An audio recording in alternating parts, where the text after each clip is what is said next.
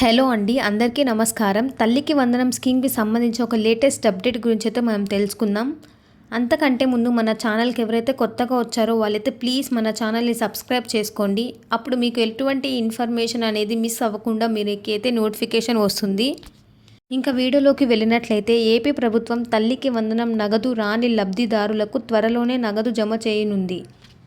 ఆంధ్రప్రదేశ్ ప్రభుత్వం అమలు చేస్తున్న తల్లికి వందనం పథకానికి సంబంధించి మరో కీలక నిర్ణయం తీసుకుంది.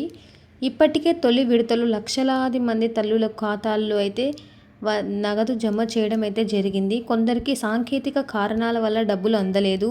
అలా అందని వాళ్ళు చాలామంది అయితే ఉన్నారు. కానీ వాళ్ళకి ఇప్పటి వరకు ఎటువంటి అమౌంట్ అనేది వాళ్ళ బ్యాంక్లో పడలేదు.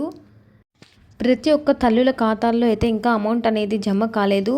వీళ్ళందరూ పడుతుందా లేదా అని సందేహంలో అయితే ఉన్నారు. దీనికి కారణం కేవలం అర్హులైన వాళ్ళకి పడకపోవడానికి కారణం సాంకేతిక కారణాల వల్లే వాడికి పడలేదు. ఇంకా ఎప్పుడు పడతాయనే విషయానికి వచ్చినట్లయితే ప్రస్తుతం అర్హత ఉన్న జాబితా సిద్ధం చేస్తుంది సర్కార్. ఇంకా మనకి బెనిఫిషియరీ లిస్ట్ అనేది ఇంకా రిలీజ్ అయితే చేయలేదు.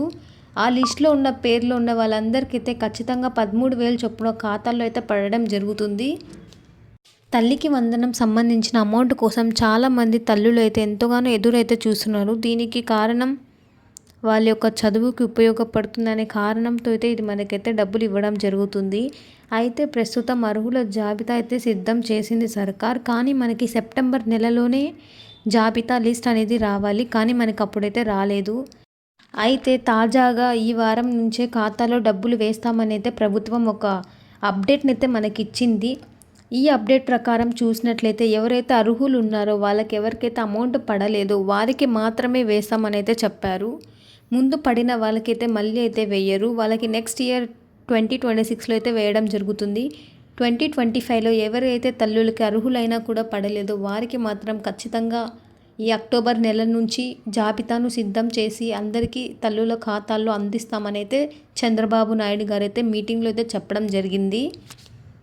ఎవరైతే అర్హులు ఉన్నా కూడా వాళ్ళు డబ్బులు అందుకోలేదో వాళ్ళకైతే ఈ విడతలో నిధులు అందే అవకాశం ఉంది. మనమైతే అధికారిక వెబ్సైట్లో అయితే మన అర్హుల జాబితాను పేరు ఉందో లేదో తెలుసుకోవచ్చు. అలాగే ఈ వీడియో నచ్చినట్లయితే మన వీడియోని లైక్ చేయండి. అలానే మీకు ఎటువంటి డౌట్స్ ఉన్నా కామెంట్ సెక్షన్లో అయితే కామెంట్ చేయండి. నేనైతే రిప్లై ఇస్తాను. మీ ప్రశ్నలకి అయితే సమాధానం ఇస్తాను.